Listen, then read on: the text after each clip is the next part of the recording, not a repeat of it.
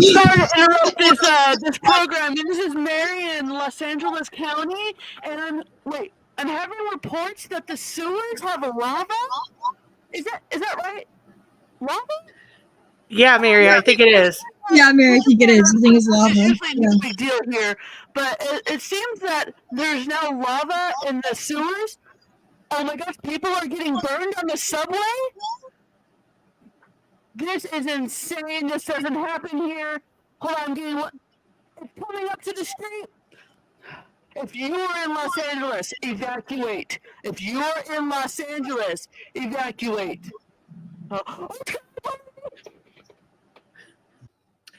Hello, horror fans. It's me, Cassandra, and Kylee. And as you heard from our segment earlier, Mary was here briefly. She gave us a report on our current episode. Yeah. So if you are wondering what that was all about and you aren't cued into what this movie is, we are talking about Volcano. So, yeah, we're super excited. Mary cannot join us because she is handling some stuff for us on the back end. As you could tell, our brains are fried. From Ghoulie Gun. Yeah, they're still fried. So, we'll get them back together. We're getting them back together. We're So we are starting Disaster Month. This is when nature strikes back. And we had a little teaser of it with Bermuda Tentacles. We dropped that right after GhoulieCon. We were going to drop that later. But our brains also were with Bermuda Tentacles. So we had to drop it. You don't have to. Yeah, don't watch it. Don't watch it. So, but we are excited. Disaster horror is something that people don't think is a thing. Yeah, people really don't think that it's a thing. No, a lot of people don't understand the intersecting lines of sci-fi and horror and disaster stuff. A lot of disaster movies I would classify as horror. Am I saying they're not? They're light horror. Like, you know what I mean? They're not like... But they're real life horror. Like, yeah, some of this stuff could really happen. Like what we're going to be talking about tonight. Yes, exactly. So we have a few really fun episodes planned for this month. So join us on the Wild Ride. If you are noticing our ticker down below, subscribe to our YouTube channel so you can see Mary patching in with her live reports. And if not, and you're listening to this, it's even more chaotic seeing the actual video version than listening to it. So go watch it. So we are super excited to get into this. Volcano is not currently streaming anywhere right now. Actually, yes, it is on Hulu. Oh, it's on Hulu. Yeah. Oh, okay. Yeah. I'm excited about that. I had no idea, but I've never seen it on streaming before. I would have watched it already. Yeah. I've seen it before as a kid, but as an adult, I would have watched it. That's why I bought it, because it's one of Jim's favorites, and I love it. So I'm excited to see that it is on Hulu. So if you are listening to this past August 8th, we cannot guarantee, this is coming out the following day. So August 9th, we cannot guarantee that it's going to be on streaming because that gets put on and pulled off pretty fast. So catch it while you can. If not, Vudu, which is Fandango now, is always running specials on it. And normally you can pick it up for like $5. So I would highly recommend. But unlike Bermuda Tentacles, if you have not seen Volcano, stop, go watch the movie, and come back and watch it with us. Don't watch Bermuda Tentacles. Just catch the episode. Yeah. So I'm not getting billed for anybody's therapy anymore. So I can't. Who billed you? Who billed you? Nobody, but I'm waiting for the invoices. Like I'm waiting for Steve to eventually say, you know what, I've put up with this enough. Like I still have psychological. It's gonna be like 5 months down the road. Cassandra, I have psychological damage. I'm gonna say, you know what, Steve, I do owe you that one. I do owe you So, that one. I'm gonna be like I'll the pay for Tiger. your therapy. Yeah, I'm gonna be like the Tiger King meme. I'm never gonna financially recover from this. So, but this is a wild ride. So, buckle up. Stay away from volcanoes. Which you're not going to because we're talking about a volcano. So, but if you are, if you are erupted, get as high as you can. Yeah, in the air. power walk to the other side of the street. That's all I'm saying. Yeah. Yep, you can jaywalk. Yeah, that might be acceptable. But get your disaster kit ready because we're about to go in. So let's go ahead and cue the music.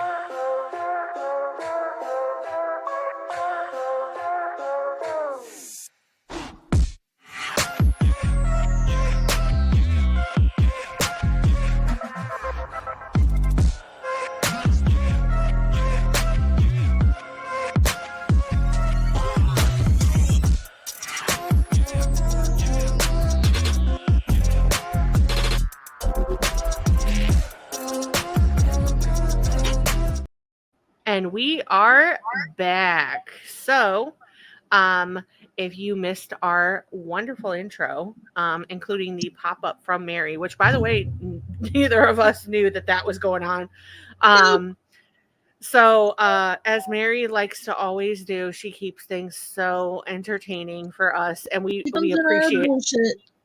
Yeah, she really does. So, but we are talking about Volcano. Kylee told me that it is on Hulu, so go watch it. But we are tackling nature and when nature strikes back. August seems to be a time, especially for us here in Ohio, where things just it's been wild, especially in your neck of the woods. Yeah, most recently, this theme kind of touched a little home this past week. Power outages, water spouts. If you do not know what water spouts is, Google it. That I live by Lake Erie. It's not water sprouts. It's not water sprouts, like Kylee wants to say. It's water. Pregnancy brain. It's fine. So, if you missed it, though, Kylee found out what she's having. Yes, I'm having a boy. Yeah, you are. Heck yeah. Boy, teen boy mom. Yeah. Through. Yeah, I mean, per the course. So, it's fine. So, I am going to hold off because I know the name. Kylee, we're not announcing the name till after he's born. Yeah. Because it's a really cool name. And when you do eventually find out, it's so special.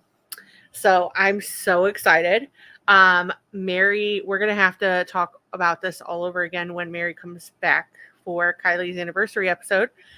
Because I know Mary wants to gush as well. Mary was super excited to find out. But, this is, water spouts, not sprouts. But Mary really actually has volcanoes where she's at and has earthquakes. Yeah, I mean, I'm not trying to make anything up, but we video chat a lot. Like we keep in link with each other's lives. And Mary, at one point, we were on video chat with her. And an earthquake was just happening, and Mary didn't even move. Like she was like, nothing. Was that an earthquake? Her husband Sean comes in, and he was like, "Is that an earthquake?" She's like, "Yeah, I think it was." Just so nonchalant about it, and Kylee and I are like, "Nope, we'd be evacuating the state." Like, yeah. So, but water. My mom said she felt an earthquake in Springfield, Ohio, in the 80s. Very definitely sporadic, doesn't happen, but very strange. I mean, it wouldn't surprise me. Ohio has some. Ohio is Yeah. that's a whole other episode. Yeah. Welcome to Ohio. This Welcome is weird. to Ohio. I mean, most recently, I did share with Kylee a article that said that they found a crocodile in Lake Erie, and that it's been in there for a while. Yeah. So, if you know what I just realized though, isn't this the plot of Under Paris, but only in Lake Erie? Yes. I actually kind of thought the same thing when you said. Yeah, but no, I mean like no shark, but it's a crocodile. No shark, but like still, like a gator should not be where that gator. No, and it said it was 2 to 4 years old, and yeah, like it's just been in Lake Erie. It's just been chilling. Yep. You know, it kind of makes me realize all those times where I really thought the Loch Ness Monster was in Lake Erie. It's so true. Yep. It's so true. Yep.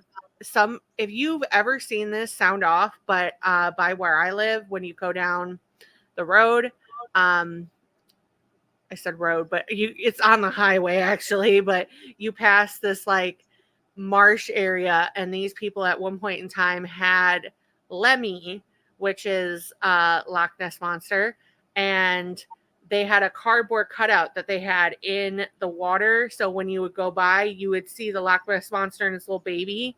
And it was there for years. And then those people left. But I'm still convinced the Loch Ness Monster might be there. You never know.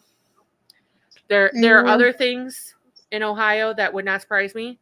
So, but back to the water spouts, not sprouts. They are basically like water tornadoes that come in and hit land, and they do some pretty gnarly damage. There actually was a study last year that in one single day, I think there was like 181 on the whole of Lake Erie.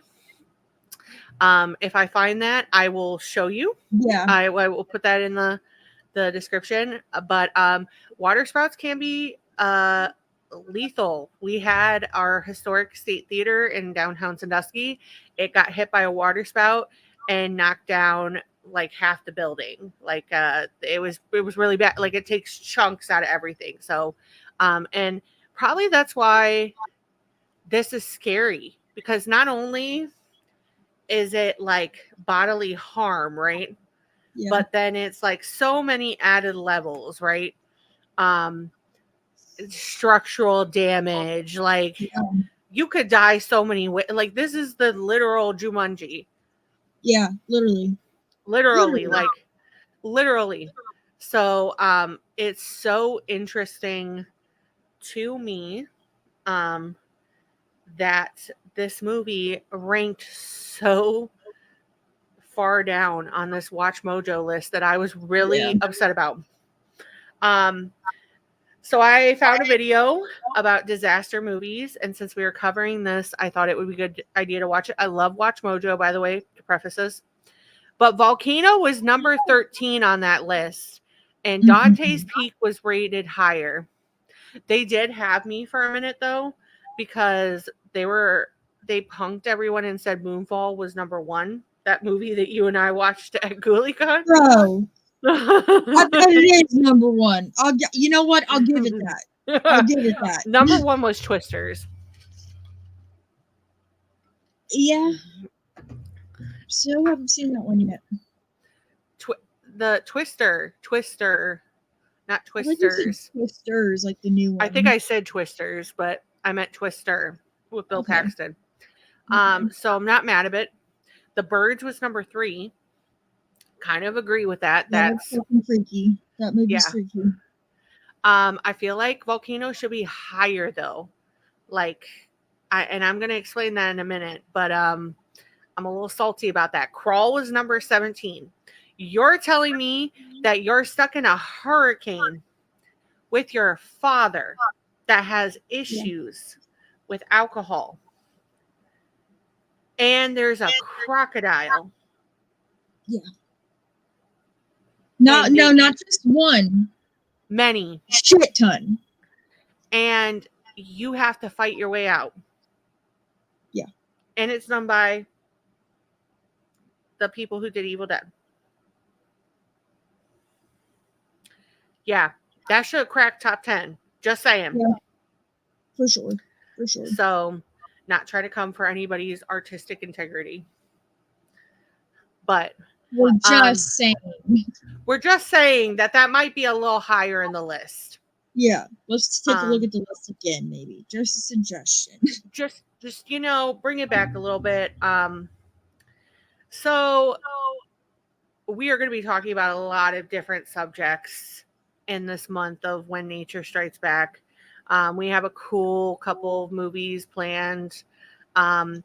Different takes, because I think a lot of people think When Nature Strikes Back, they think just disaster movies. It's not just disaster. Like, nature is so many parts and pieces. And we have a really fun one planned for Kylie's episode. And it really her anniversary episode. And it all started with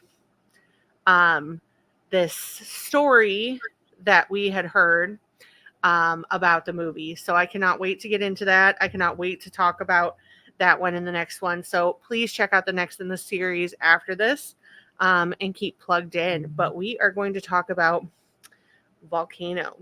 So, you know what's worse? Yeah, we do need to announce a trigger warning for what we are going to be talking about. Just because in Volcano, there's a lot of just terror with the volcano and the ashes. It it reminded me of 9/11. 9/11 is coming up.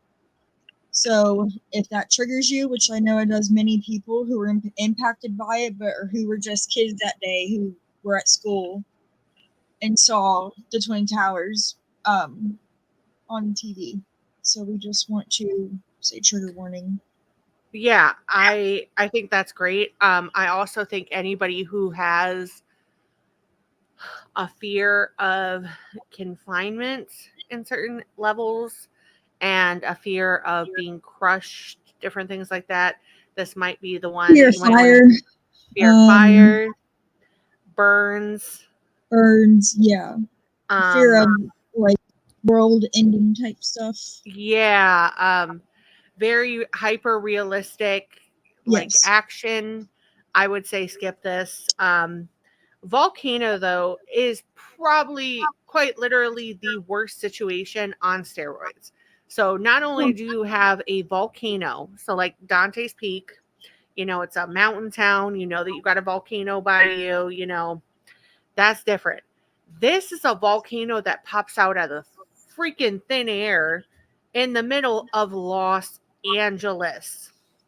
While there's people doing construction. Yes, and it is quite literally just, it's insane. And the craziest part about it is so realistic. Like, this is something that really can happen. This is something that really can happen. These are situations that we don't think about, with California being by a fault line, as similar situations. Like with the earthquakes, like in the movie, it shifted whatever, like it started something, and that very easily could happen at any given time. Yeah. So in this movie, this is from IMDb. I will link the Volcano IMDb page down below. This is from a user called John Wiggins. So good luck for you. Are you also related to John Wick? Because that sounds like a John Wick cover-up name. No. Just I had to test the waters. Maybe a knockoff. The generic brand, if you will. Like the Save-A-Lot version, probably. I would say I've never seen John Wick, but I love Keanu Reeves. I would say that's designer, and this person might be Target. Maybe the Temu version. Oh, you went all the way there. Okay. Don't come from my Target, okay? There's nothing I love more than a deep romantic walk in Target. Oh, I thought Walmart would be a horrible insult. Yeah. I'm just gonna leave my thoughts on that one. I'm gonna walk out the room. I'm gonna tiptoe out. And if you are wondering, I am paying an homage to Universal Monsters Month that just passed. I'm wearing my Bride of Frankenstein pajamas. Kylie is rocking her Spider-Man. Because Spider-Man might need to come in and save the day in some of these situations. Let's be honest. I mean, let's be honest. Let's call him, especially in this. He could have done something. I don't know though. His webs probably actually would have got burned. You know, let's let him cook. Let's see what he could do. So, I mean, it couldn't get worse. I say that, but it probably could. Things. Yeah, don't. So in the city of Los Angeles, it is nice, quiet, and routine. No, it's not. Until an earthquake occurred. The director of the city's emergency management, Michael Rourke, believes that something big is about to happen. So he finds a geologist named Amy Barnes to help him investigate. What they will realize that the earthquake is a sign of a volcano forming in the city. The volcano forms at the La Brea tar pits. Now Rourke has to use every resource in the city to stop the volcano from consuming Los Angeles. You go, John Wiggins. That was a good. That was a good one. Yeah. Yeah, this is a bad situation. It quite literally is the worst situation on steroids because volcanoes are bad, but then a volcano in a big city that like with the government workers, like honestly, let's give a shout out to all of them all over America that do some of these really risky jobs that a lot of people wouldn't do. Let's be honest. Yeah, and they lose their lives too. I think that's a great thing to keep in mind because people die all the time. Like I know some people that like I went to school with and stuff that they work construction, and there are a lot of construction workers that get killed like on the road and stuff like that, get hit by cars, different things like that. Like it's dangerous. It's literally like a lot of freak accidents. Literally. Yeah. It's dealing with a lot of conditions that are insane for a lot of jobs. But shout out to them. Shout out also to like emergency services, to like the Red Cross, the national like disaster relief efforts, all of that. Because quite literally, these are the people that are strapping in, going in to the situation when people are trying to get out. And really, loving their job so much that they're willing to put their lives on the line and die in the line of duty. So, very appreciative for all the people, not just the firemen, the cops, everything. I think that's fantastic as well, but also the people like Rourke who are in charge of like disaster services and coordinating things that quite literally lose their lives. Geologists, all the science fields. The semiologists, I think that's how you pronounce it. Seismology, I think is what it is. Yeah, they're the volcano people. Yeah.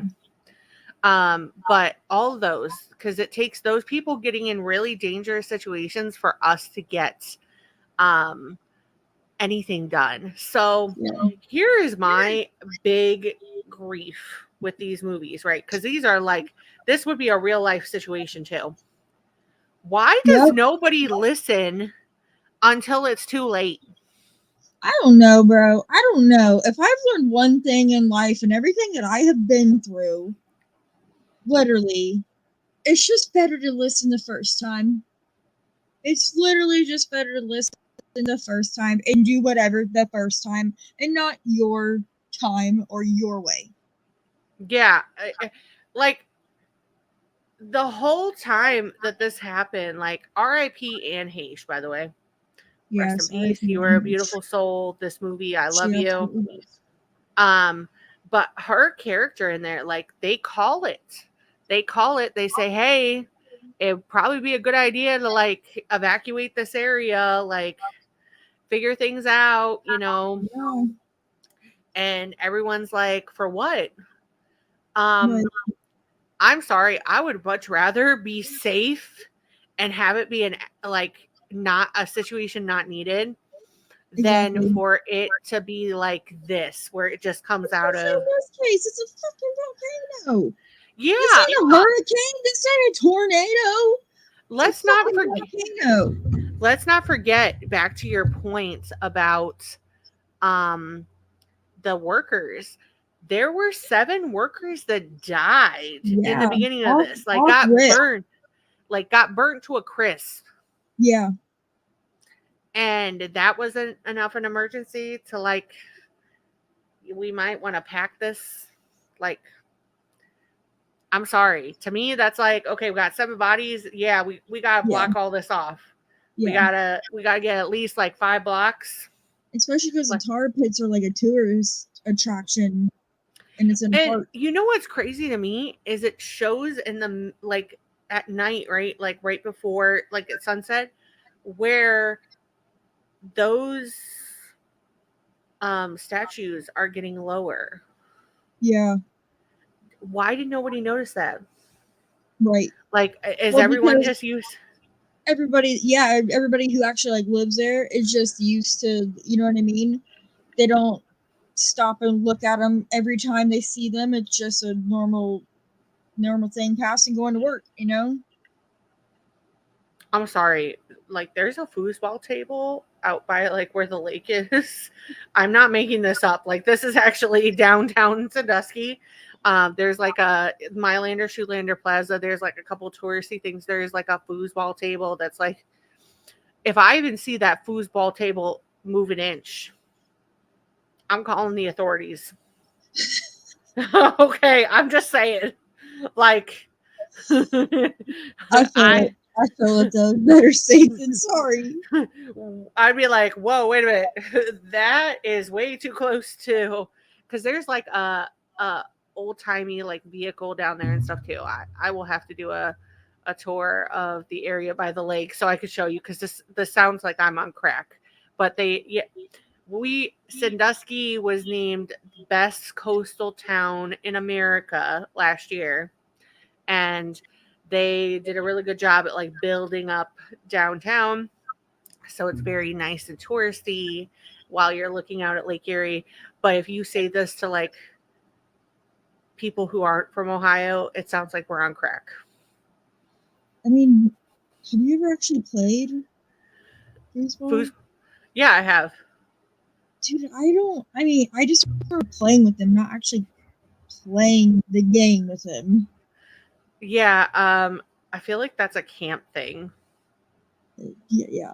Yeah. I didn't go to camp. Yeah, I went to church camp, and that was like a activity, you know. Yeah. The good old foosball table. Yeah. So my church camp was on the lake. Oh on an island. So creepy. It's on a island called Kelly's Island. It is beautiful though, but it has its own island. It's not. That sounds like a scary movie waiting to happen. It's not on its own island. I mean, it shares the island with other residents and stuff like that, but it is like a pre-built up camp. There's like another camp by it, but it is significantly smaller than like Put-in Bay and stuff like that. But yeah, it's not creep. I mean, I will say if any shit goes down, that's where I'm going. Cause like, here we go again. Here we fucking go again, bro. There isn't that many people on there, so I mean, granted, it worked in A Quiet Place Part 2, I guess. Yeah, until those people came and fucked shit up. Yeah, but spoiler alert, by the way. Yeah, I mean, you should have already seen Part 2. I just saw Part 1 and Part 2 recently. I should have not seen them, but since the new one's out, yeah, I'm sure if you're a horror fan, you've probably already watched it. Me, I'm behind. Yeah, we'll get into that later. You know what is the great thing about this movie, though? Tommy Lee Jones. Tommy Lee Jones. Like, if anyone is going to You save read my us, fucking mind. Yep. he's like the Batman, and like, it's that for He's those so who are, wholesome. yeah, And then look at him in Batman as Two-Face. It's I like, know. You're like, that's not the same. No, that's not him. that's not him. I just He's a remember great actor, him. though. Yeah, I remember him for like Man of the House, where he's in that movie with the cheerleaders where they have to like protect Yeah. them for witness protection. I Yeah. love that movie. I realized though that I was raised by a Tommy Lee Jones. Like John Sanderson is Tommy Lee Jones relation, has to be, because there are so many times I was watching this movie and I was like, that is my grandfather. Like, quite literally, that is like some of the things that he was doing and stuff. I was like, that sounds like John Sanderson.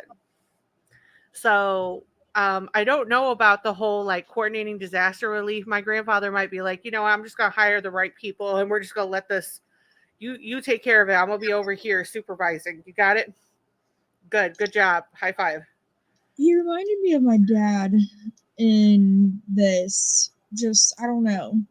Yeah. The love he had for his daughter, and I don't know. I can't really explain it, but I got like, yeah. Yeah, and he's I remember watching this with my dad too. Yeah, I watched this with my grandfather, so I mean that would Yeah. make sense. I actually watched this with my great grandfather too, so that definitely makes sense. But yeah, there's just something about Tommy Lee Jones. You know what it is too is he's in a lot of like The Client, The Fugitive, stuff like Yep. that, and it's like I trust him because Double Jeopardy. I cannot forget him in Double Jeopardy. I don't even know why I forgot that until this moment, but like he respects the law, okay, until he's Two-Face from Batman, and then he doesn't. But that's a whole other story. But in the other, Client in a long time. That's got Brad Dorff. I'm probably saying his last name. He's passed. Great actor. Was in Bully. Yeah, I don't know. I just remember Susan Sarandon being in it, and It was a kid. yeah, he did pass since then. Renfro. So, Renfro. Brad Renfro. Yeah. R.I.P. He's a great R.I.P. actor. Yeah, I love all those. So it's just like, and I think the memories that I unlock is like sitting with my grandfather, either one of them, on like a Saturday, and it just so happened to be on. Yep. I got sucked into one of those, like a Western. I'm trying to think of what it was. I'm really gonna have to like figure this out so I can, because it was like 4 hours. I told my mom, hey, I'm watching this movie with my grandfather, and no, it has Robert Duvall in it, and it's oh my goodness, I am going to fact check Mary. We'll fact check this. We need her. Where, get the bat signal. Yeah. The Mary signal. Saint Mary. Bloody Mary. Don't say it like that. You say it like that, and she's gonna pop up. And Robert Duvall is another one, because I remember watching him in Secondhand Lions. Yeah. And that was my movie, like, growing up. So he was in Open Range. That's not the one I was thinking about. It is. It's like later down the line in it. He, like, I'm going to laugh if it is Open Range and I'm just an idiot.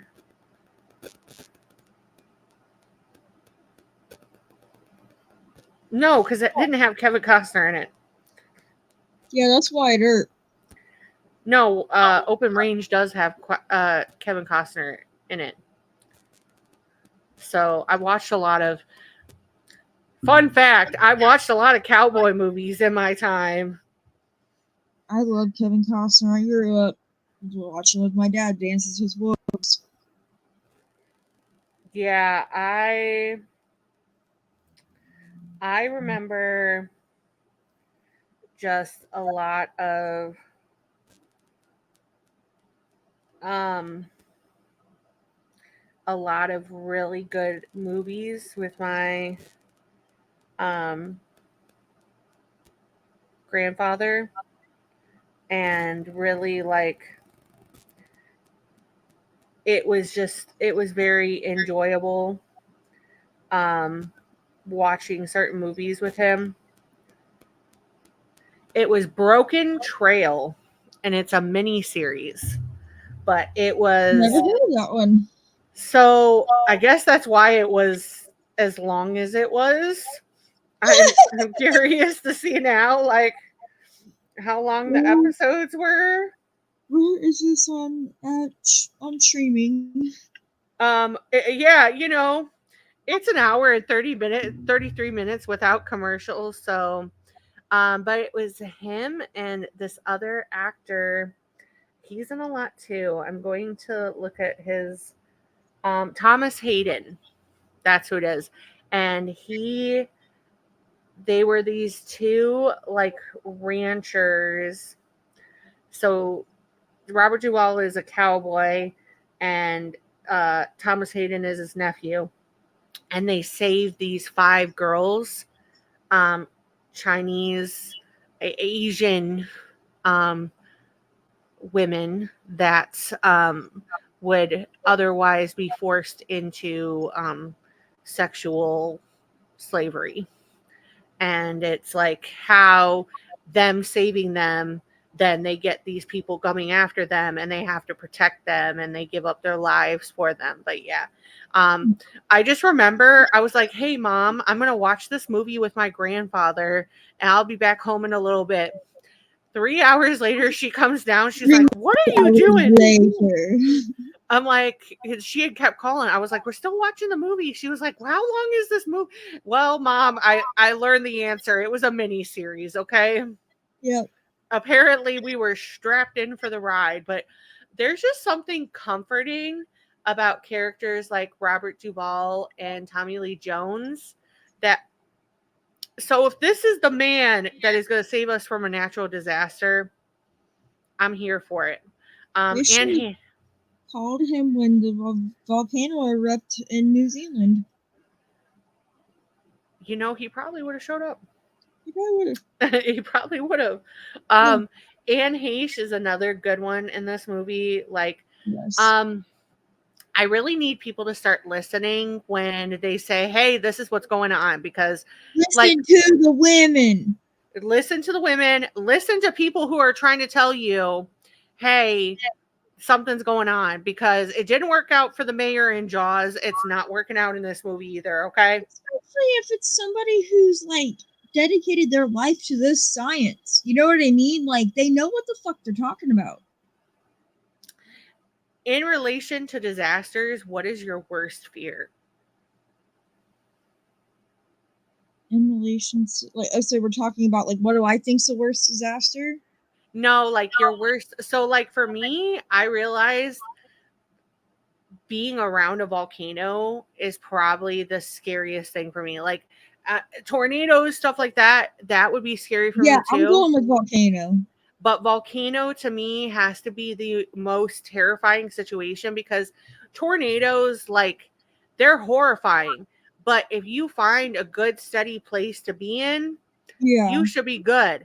How do you fight the quakes associated with a volcano, plus the magma, plus all the ash and the lava bombs and stuff? Yeah. Those things were just going off. That terrified me. Severely. The lava rolling towards you. Or really even at the end when they blew up that building, which was another reason why I mentioned the trigger warning for 9/11. Yeah, because that's also a terrifying thing to me too. But they had to do it. It worked. Spoiler alert. Sorry. Yeah.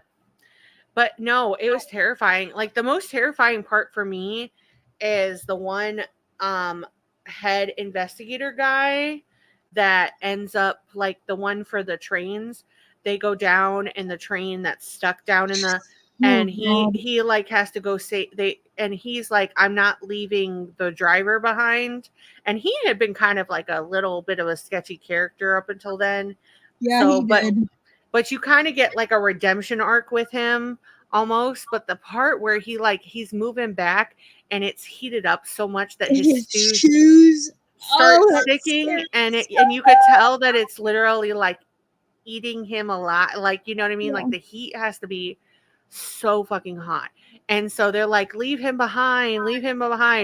And he's like, no. And he literally jumps in the lava and throws the guy to the other side so they can make him safe. And then he literally goes down in the lava. Like, I'm just like, that is not how I want to die. No. And some of the people's like faces, like when the workers come up, the one worker that makes it, and his face is like kind of charred. I'm a little like, there's just literally going to be nothing left of you. Like your family's not even going to be able to have a proper burial, cremation, none of that. Volcano. I think a volcano. The reason why that is one of the scariest things is because it's a combination of all of these. Because it's like destruction, fire, like air issues, like just the full devastation, the quakes, like it's all of it rolled into one. Well, when shit got real, Tommy Lee, he had his daughter with him, bro.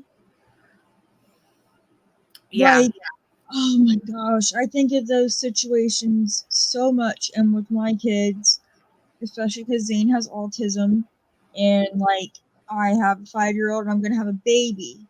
Like, I don't have room to carry all. You know what I mean? Like, yeah, it really it does make you think about having proper safety plans in place. Yes, I would definitely advocate for anybody who is listening to this.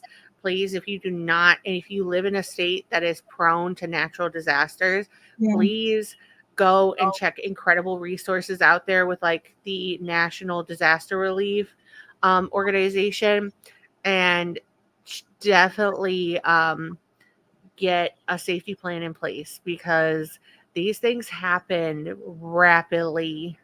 And to be honest, this stuff's been happening a lot, not volcanoes, but just tornadoes, hurricanes, wildfires, tsunamis.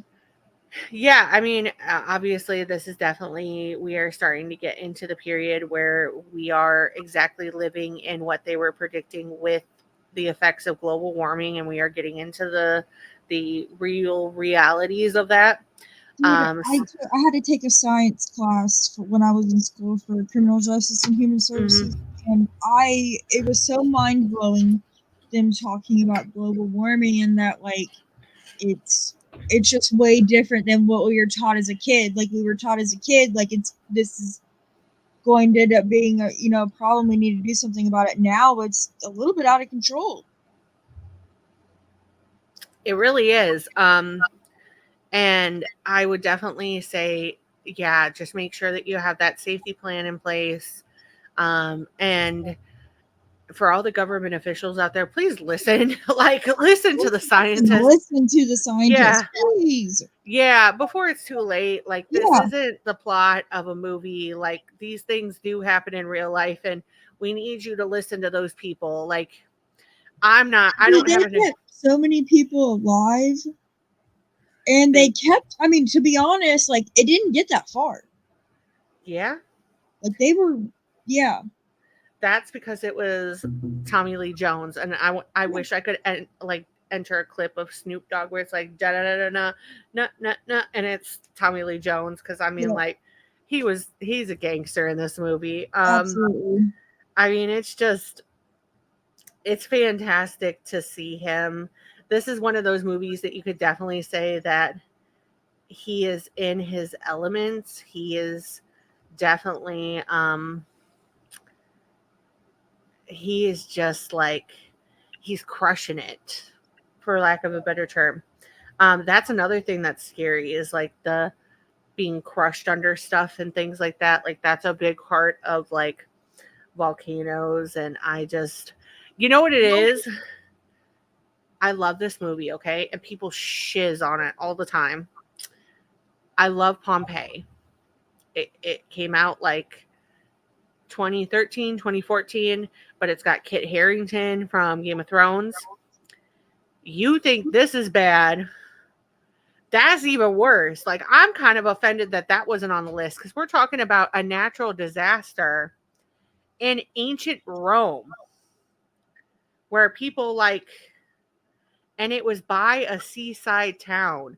Like the level of disaster that happens in that movie is horrifying, because like they didn't have modern advancements. They didn't have ways to like warn people. Yeah. It just happened. And that's why so many people died in Pompeii. That's why we have people's like skeletons and stuff like that immortalized in ash. It's terrifying. But this was a big problem back in the day. So if this was a big problem then, and it's an even bigger problem now, we got some work to do. Yeah. So please listen. You know, it was kind of sad. I didn't get a chance to go see it, but they did have a like Pompeii themed exhibit at the museum in Cincinnati, and it was supposed to be like inside like Pompeii, what it looked like and stuff. I'm kind of glad in a way I didn't, because I think it probably would have really freaked me the fuck out. I would have been like, yeah, bro, you'd be a glutton for punishment on that one. Yeah, I'm fucking new. Yeah, I would be like, guys, I'm really tripping right now. I'm really tripping. Like, I'd be touching the walls. But I would not go in there with you. Yeah, I'm like, so I'm still scarred about like turning the corner and almost running into like a full steamboat in the middle of that museum. Okay, I was not. I was convinced I was like high. I like somehow I was convinced somehow I had taken a wrong turn, inhaled something, ate a mushroom. Like, I don't know. I was not expecting that. It did not look like a place that would be housing something like that. No. And I turned the corner and it's like a whole fucking movie set. And I'm just like, what? What?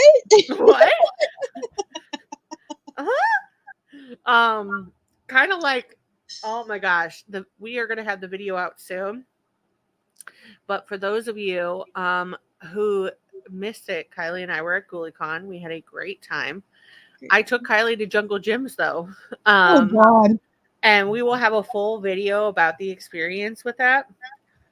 But there was a kind of like the Madame Zora, where it has like the ball and stuff. Yeah, the fortune teller guy who looked like Einstein. Yeah. And Kylie was like gonna go up and provoke it, and all of a sudden it fucking attacked it, and it twitched. And Kylie and I both, the spirits left our body. Yes. They were floating. I said, "You're one of those AI motherfuckers, aren't you?"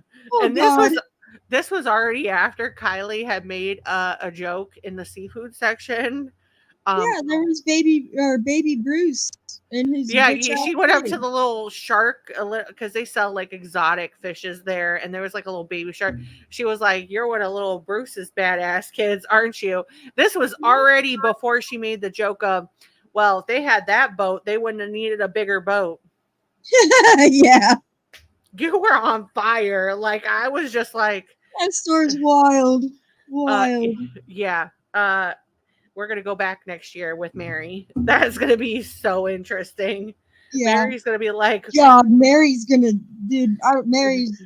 fucking. She's going to be running around. Yeah. I mean, legitimately, this store has a movie theater in it.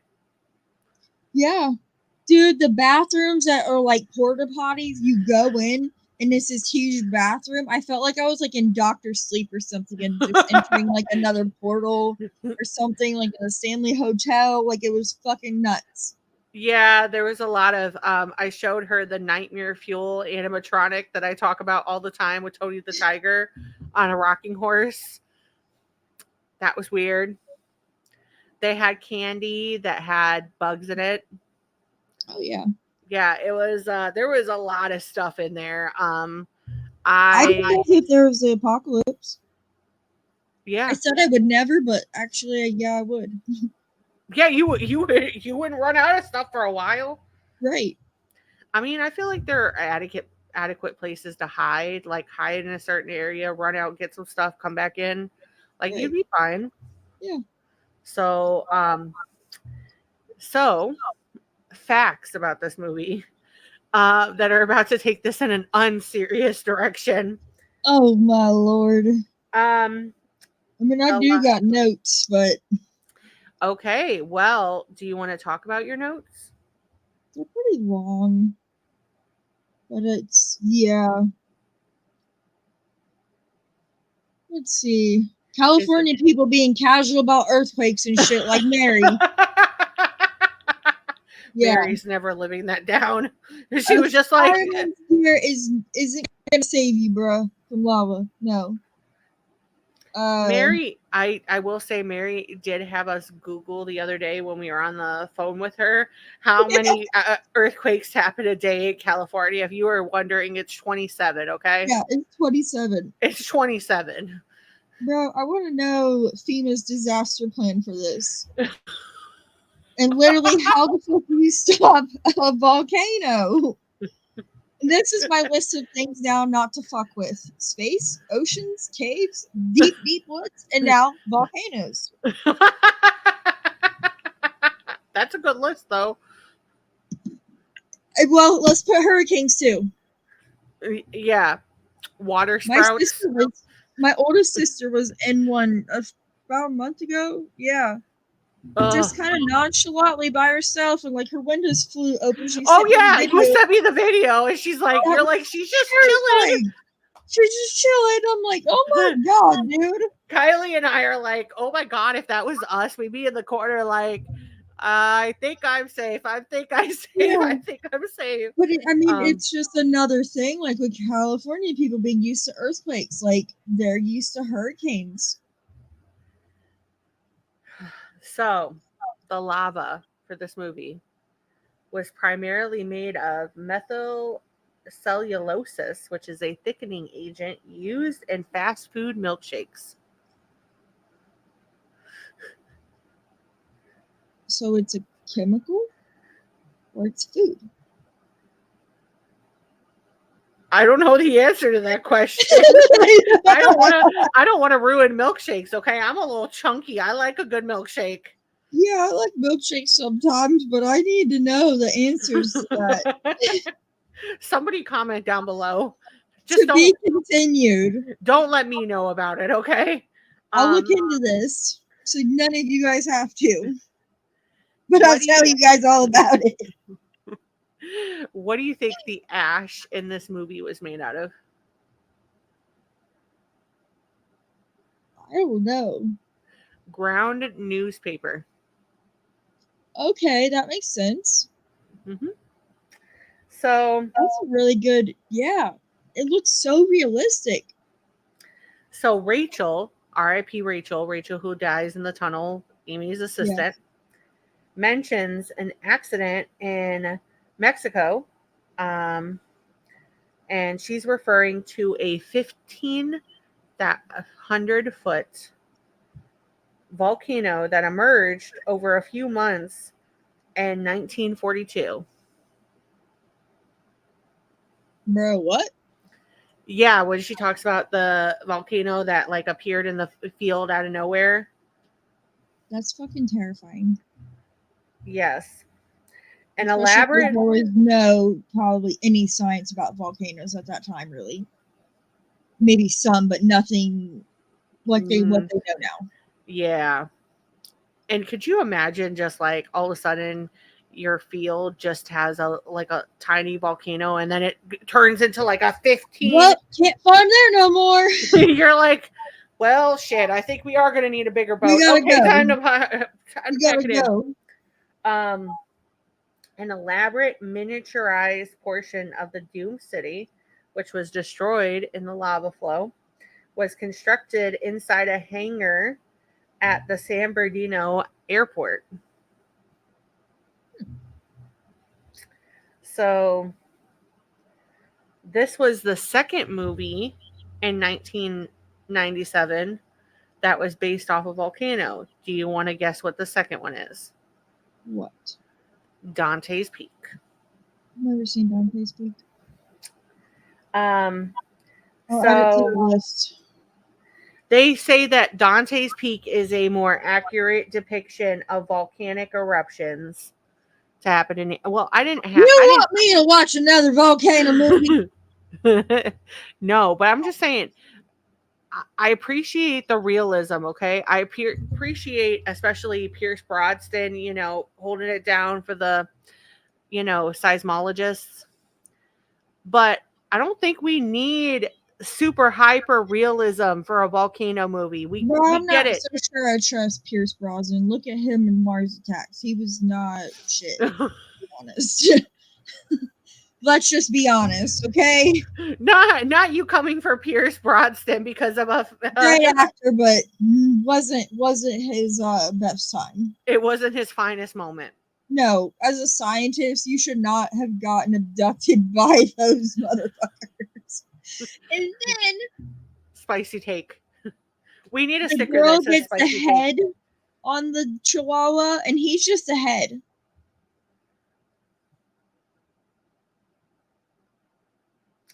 So, Dante's Peak came out first because they had an accelerated schedule. It became a trend in following years because big studios often had summer blockbusters competing on similar subjects, which was Deep Impact and Armageddon. I've never seen Armageddon, but that one scares the crap out of me too. Yeah. The only thing I know about that song is the Aerosmith song. I don't want to close my eyes. Although I will say, okay, on a serious note, I know that they had to fully retire. They had to release this week that they had to fully retire because of Steven Tyler's injuries to his vocal cords. I'm sorry if you guys ever hear this, just cue in with me for a minute. I'm so sorry that that's how things had to end, but I'm glad that you guys respected your bandmate enough to understand that this was it, and you valued him more than money. Exactly. So kudos to you guys. A lot of great times, great music. Yeah. Way before we were even born. Yeah. And as somebody who rode the Aerosmith roller coaster ride in Florida, that thing was top tier. So kudos to you guys. So that was a fun time. I actually went on that with my grandfather. I didn't abandon him for that one. That's good. Yeah. Great moments, but that was a great ride. So kudos to you guys, and I hope Steven Tyler, you recover. Thank you for all the years and the memories you gave us, and we'll always remember you for that bomb song in Armageddon. Yep.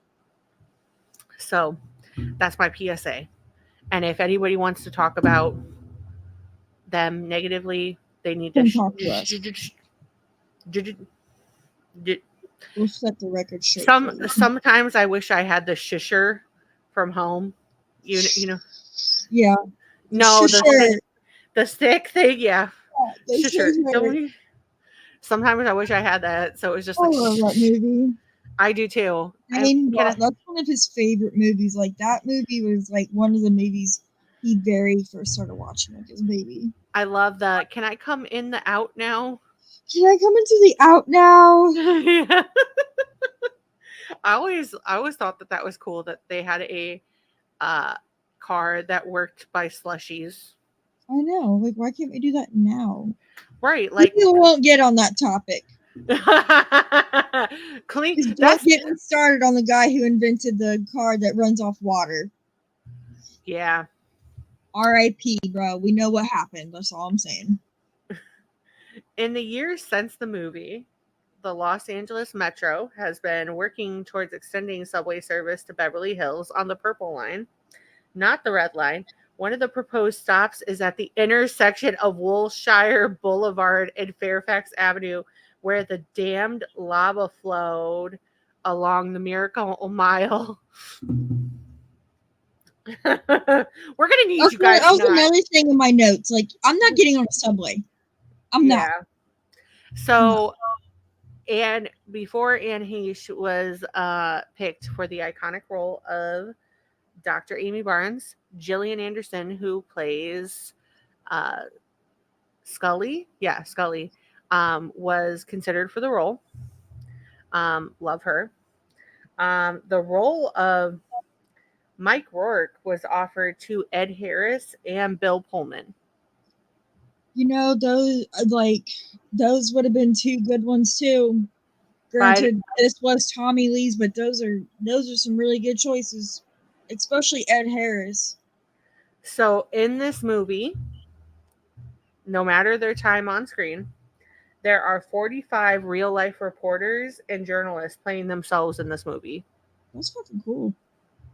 I picked out the guy from TMZ in this movie. Shut up. Yeah, the guy that runs TMZ, he's in this movie. Shut up, that's crazy. Mike Benson, one of the cameramen on this movie, was actually stuck inside the crater of Kilauea Volcano for 2 days in real life. He was shooting a separate movie in 1992.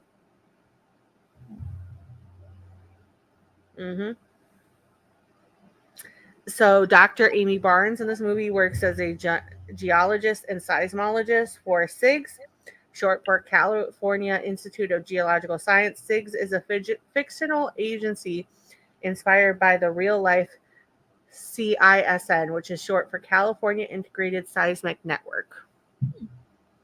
So cool. Bruce Willis was also considered to play Mike Rourke. That's another one that would have been good too. God bless Bruce Willis's heart, man. Christina Ricci was considered to play the role of Kelly Rourke, his daughter. That's another good choice. Yeah. Yeah, the daughter was in Mars Attacks too. Yep. Chief Sindeller and Wendy, Rourke's ex-wife, are the only characters that never appear on screen. They're only heard in phone calls. Yeah, where the fuck was the mom? Like, where does she live? They live in a different state. I guess he's remember they live. Oh, yeah, he was taking a week off. Yeah, that's right. He was still. It was his week with his daughter, like his time off. Yeah. Which, by the way, after this, if he didn't get like 2 or 3 weeks off to go back to his hometown and like recuperate, we're all right. I think I would have retired. Yeah, I think I would have retired. I mean, here's your sign. Here's your sign. Don Cheadle in this movie, Badass. top tier. Yeah, I mean, I remember when Hotel Rwanda came out. I had that on DVD. That movie wrecked me emotionally. I'm good. Yeah, it's great. You know the worst part about this movie, though? Let's pull it back from the volcanoes. The toxic masculinity that was portrayed in this movie by that doctor's husband. And I love John Corbett, but if I met that, he was so hot in this, dude. I was like, I mean, he's always been hot, but like I was like, holy shit, bro. Yeah, I'll be honest. I was never a super big fan of him on Sex and the City, but that might be the. I love Aiden more than Big. I know, but Big was like her like. I know. Love. You know what I mean? But I liked Aiden better. To be honest, Big just played too many fucking games, and then finally, when they're together, eventually he fucking dies of a heart attack. Like, why does Carrie have to be so sad in the rest of her life forever? I don't know. I haven't watched the rest of the new Sex and the City series. I haven't watched a series. That is in What's the the movie? series. What do you mean? That the series is the Just Like That. That's where he dies. Big dies of a heart attack. Yeah. Yeah, that's the beginning of the series, and then it did a season 2. So I need to catch up on that. But spicy take, I kind of felt like Carrie wasn't deserving of Aiden anyways. I mean, just outside looking in. Like, to me, growing up, I wanted to be Carrie. Now, as an adult, I think I want to be more of a Charlotte or a Miranda. Yeah. I can't really say Miranda but now. I am more Miranda. I would say not Miranda now because her storyline and her storyline went fucking left. Yeah, I mean, not that I don't support, but just I think I'm more of a Charlotte, if I want to be honest. Like, especially the way that she puts her husband in his place when he like tries to like say something to her in a certain way, and she was like, housewife karate chopped him. Yep. Like, took him out at the knees. So, but no, I just feel like none of them were really like great. The one that got me was when Blair Underwood was playing Miranda's boyfriend when she broke up with Steve, and he was the really hot guy. I liked him. I always loved Steve, but he had to get fucking cheat. Yeah. I don't know. I feel like that's all ruined for me now. It's all bad. It's done. Actually, you know who is like the best boyfriend out of all of them, if now being honest and looking back? It was Smith. Smith is the one that Samantha dated. He was the actor. Yeah. Like all the scenes that he had with he was probably the best. Because even when like her so much and literally was there for her through so much shit. And their breakup in the movie, I feel like we're turning this into a Sex and the City podcast for a real quick minute, by the way. But their breakup in the first Sex and the City movie, the thing that's so heartbreaking about it was neither of them's fault. Like it was neither of their fault that things ended the way that they did.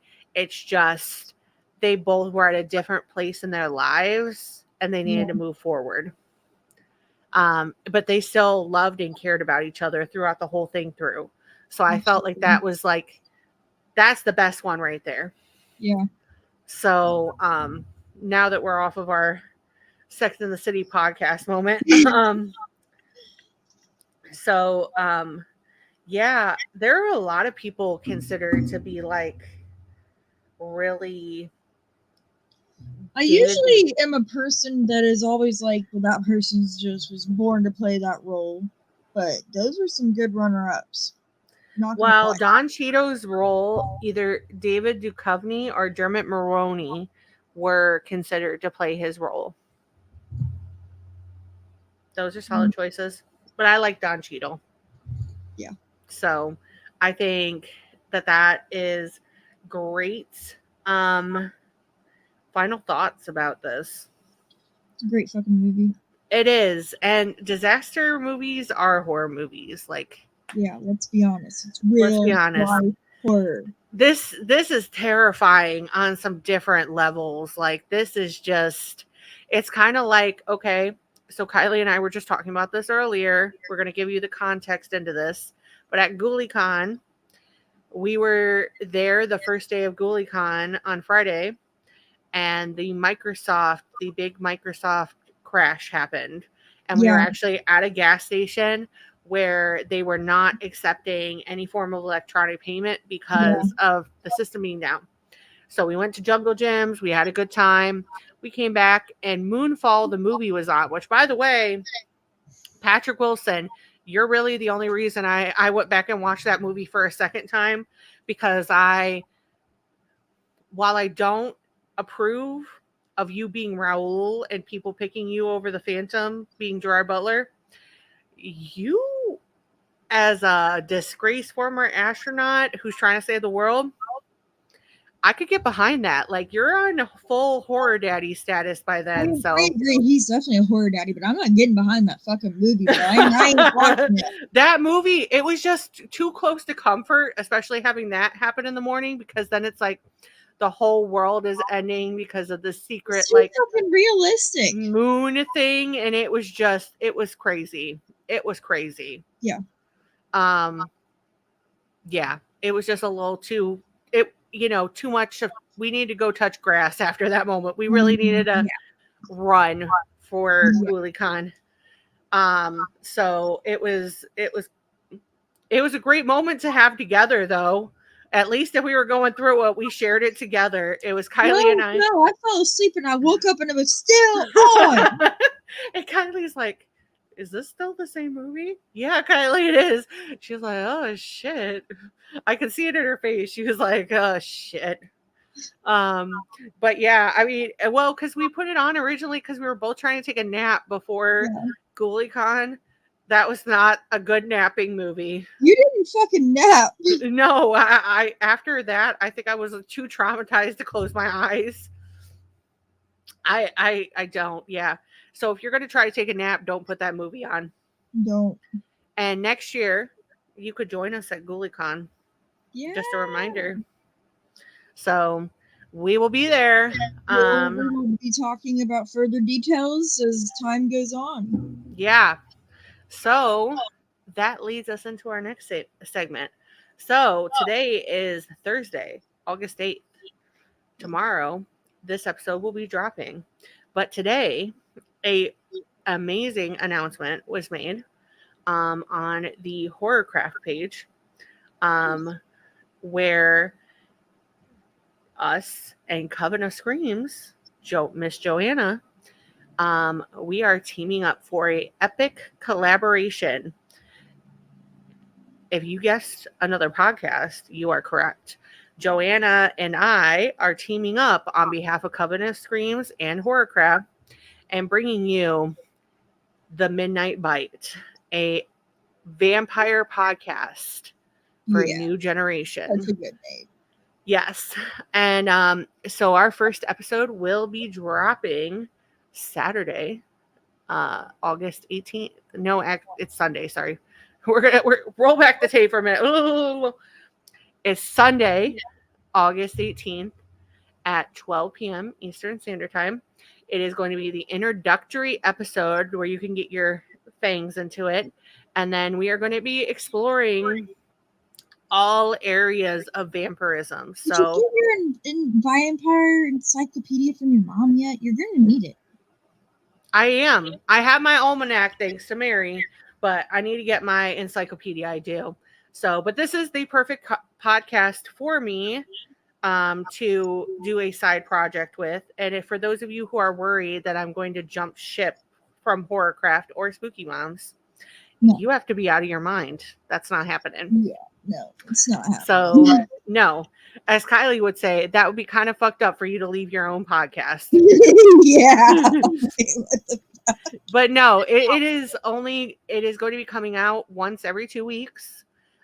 It is going to be specifically tackling all things vampire related. And what makes me qualified? Well, you'll have to listen to hear all that. You'll find out. You'll find out. But let's just say I didn't carry around a vampire encyclopedia at 15 for nothing. Yeah. So, and if you think that sounds great and you want to buffer up before you dive in, we've got a ton of vampire episodes because I may or may not like vampires. Don't let her fool you. She fucking loves them. Yeah. But same. Like, the vampire came up to me and was like, I want to suck your blood. Gang, gang. Yeah. Like, let's go. That's the worst option out of them all. Like, the least worst option. Like, yeah, say less. Unless you're one of those fuck ass vampires from 30 Days a Night, then I'm gonna call Josh Hartnett on you. I don't want to be a part of your gang. No, I'm gonna call Josh Hartnett on you. Okay, he's back in horror now. All right. Yeah. Don't make me. like Josh Hartnett would actually answer my phone call, but that's neither here or there. But no, same. And there's just so much with vampires on so many different ends, and literacy and movies, TV, history and stuff like that. And that's the cool thing about this, is it is kind of a version of how we are here in Horrorcraft, where we kind of cover everything. We're going to be covering everything over there. So we're going to find out so much more about vampires and really talk about like cultural phenomenons. Mary and Kylee are going to probably be making their way over for episodes as well.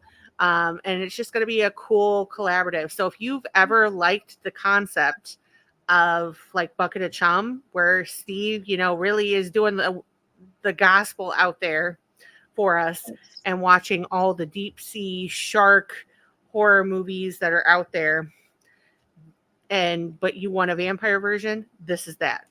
Yeah. Also injected with our flavor and humor, with Joanna. So I think it's going to be a fun time.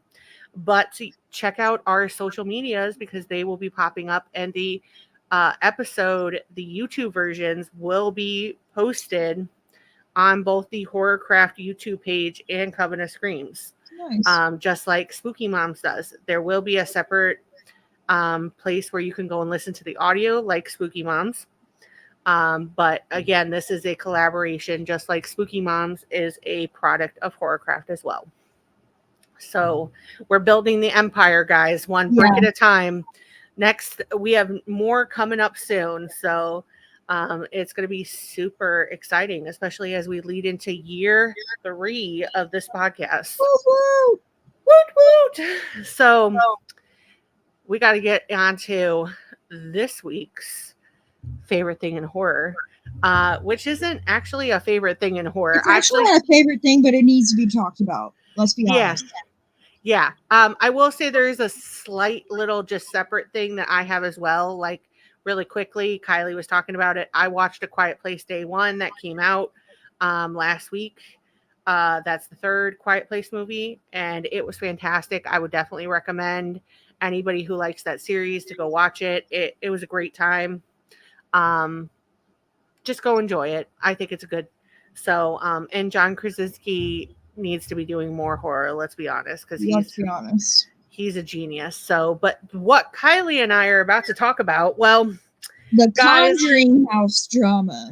Yeah, and listen, there isn't very many times where the horror community has like where there's like the drama. And the drama get in. Yeah. But this is bad. This is bad. It's quite terrible. So for those of you who grew up watching Ghost Adventures, and Josh from Taps was somebody that you really were like, hey, he's awesome. This just makes me love him even more, because he saw that certain things were happening and he was not going to stand for it. And I think that's important. It is really hard to get legitimacy when it comes to paranormal investigations and different things like that. It's even harder when you have historical houses like the Conjuring house that has history behind it. So I had found out about it because of a YouTube video discussing it, and I'm going to have to see the channel. But Josh was the one that made the original video that this video references. So Josh had a lot of the employees on with their side of the story, with screenshots and proofs, receipts. What is it? Receipts, proof, timeline. Yeah. So the video I watched was the Most Haunted City on Earth podcast, and it is this group of people that I've watched a couple of their things before, and they're pretty cool. it broke my heart for them detailing the experience, because it sounds like this is an experience that's been had by a lot of people in the paranormal community lately. And it's not the experience of the paranormal side of things at the Conjuring house, but it's dealing with this. So for those of you who don't know, there is currently a drama going on with the current owner of the Conjuring house. She's a fucking nut job. I'm not going to say whether or not very clearly there is some underlying There's some issues. mental health issue going on here that is not getting addressed. So it's just sad because this affects a lot of people, and the paranormal community is one that's already fraught with a lot of like disbelief and a lot of people getting dragged for different things. Like it's hard to do this. I mean, we know this from being in the horror community and how hard we work for the legitimacy that we have. So it breaks my... The paranormal ghost hunting stuff's been around for a long, long time. And I would say just now, maybe not just now, but a few years ago, whatever, it's becoming more legitimized. Yeah, and I do appreciate that. I mean, obviously we know some people who do their own paranormal investigations, like Sydney. Shout out to you, Sydney. We'll see you on here soon. Yes. But it just breaks my heart. What broke my heart the most is this podcast spent a lot of money to have this experience at the Conjuring house. And this experience was made really difficult on them by the owner in so many different ways. And they're already spending like a lot of money. I mean, we know that doing things like this are not cheap. It's not cheap.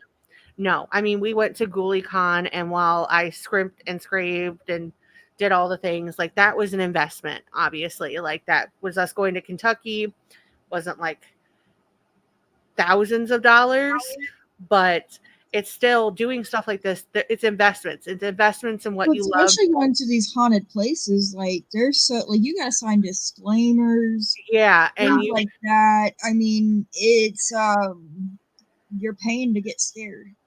Yeah, and the worst part about it is they talked about the fact that the editing was hard, because if they didn't say something that aligned with the current owner's view on things, she made them take it out, and it was very arduous and labor intensive in their process after they had already, and it almost made them give up on doing their own investigations. They did a second investigation where the person was amazing to them, and it kind of restored their faith in things.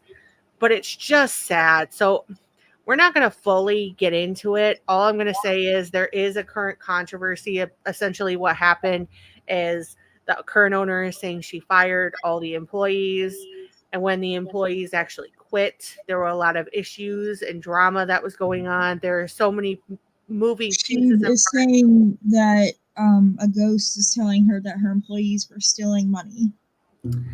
Yeah. And the whole drama is just, it's a lot. So if you are somebody that is interested in finding out more about this, I'm not advocating for the drop, because we don't know these people on a human level.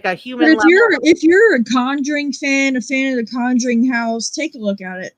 Yeah, I would definitely say though, the video that I watched, I will put in there, and it's by the Most Haunted City on Earth podcast. The most recent people that I had seen gone to the Conjuring, and that's why this completely like blindsided me, was Sam and Colby. But I would definitely advocate for watching their video. If you go watch their video, they do link Josh's original video. And I think a lot of people were giving Josh kind of a hard time because his daughter is involved in this drama.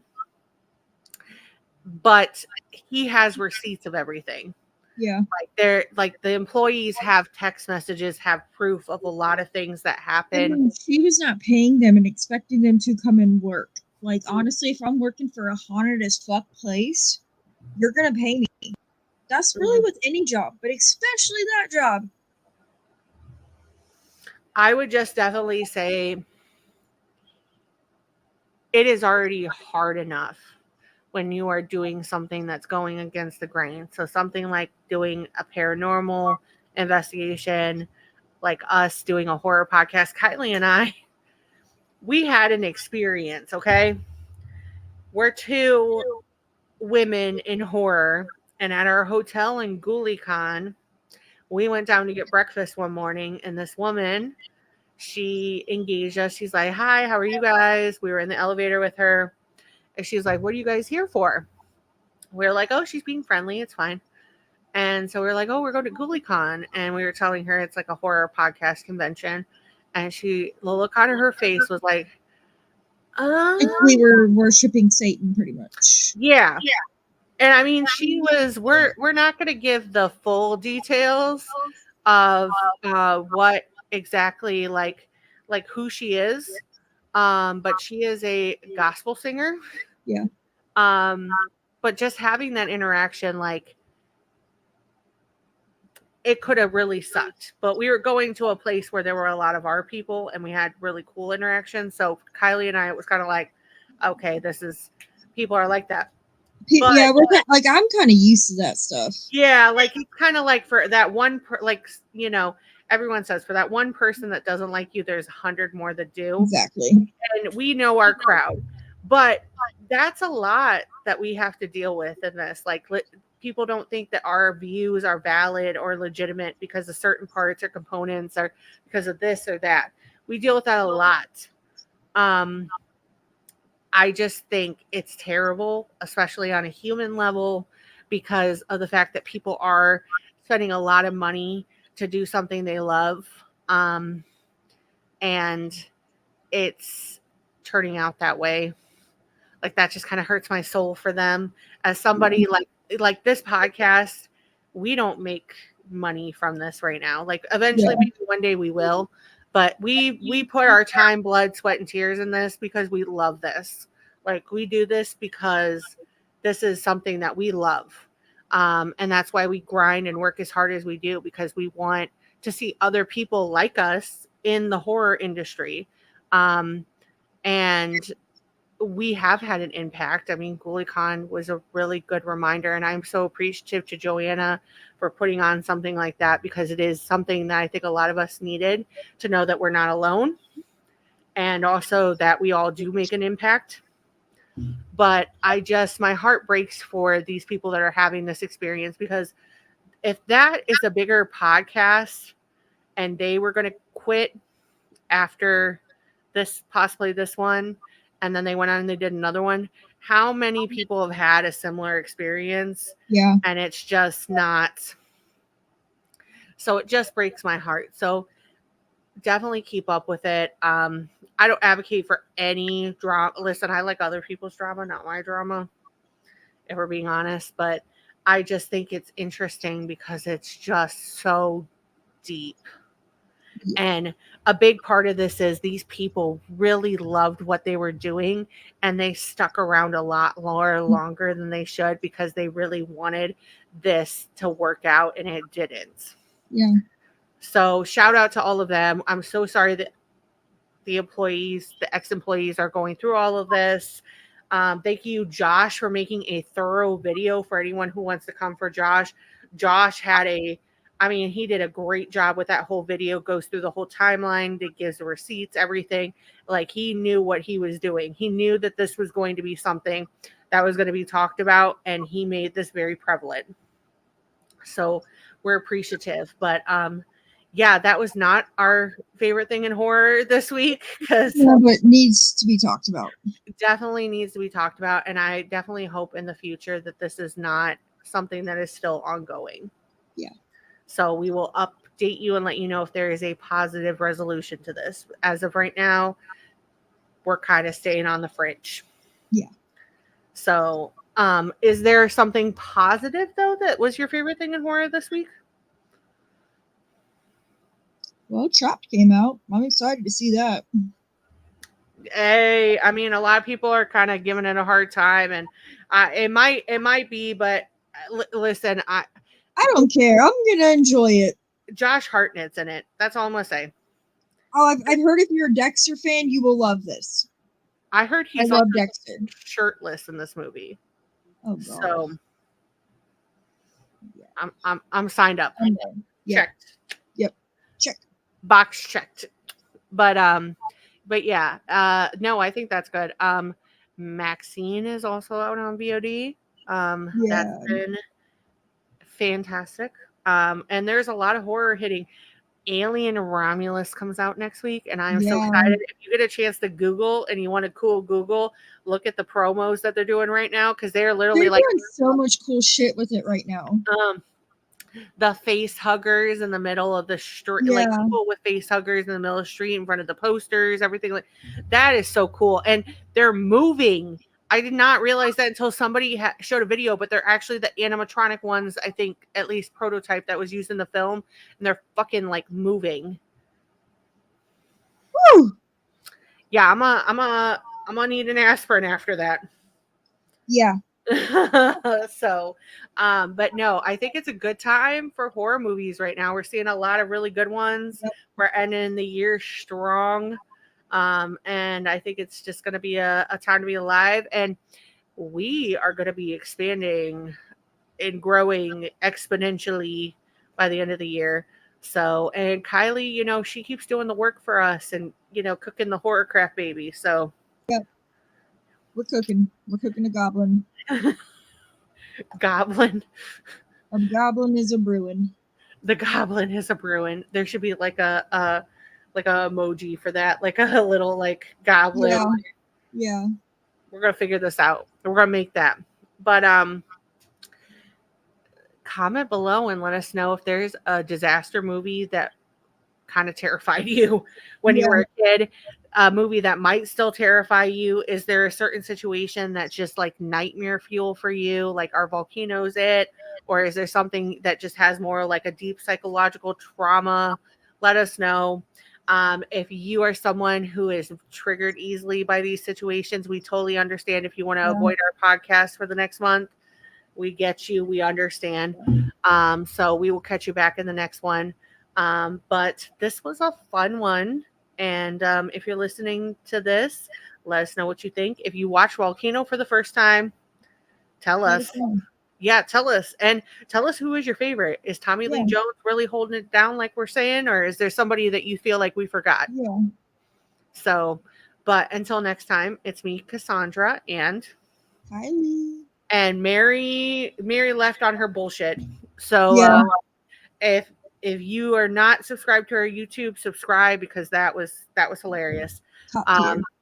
Top tier as always with her. And I'm kind of concerned because we have some interesting movies coming up.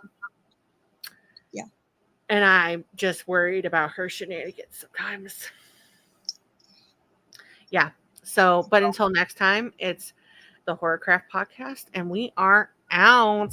Bye.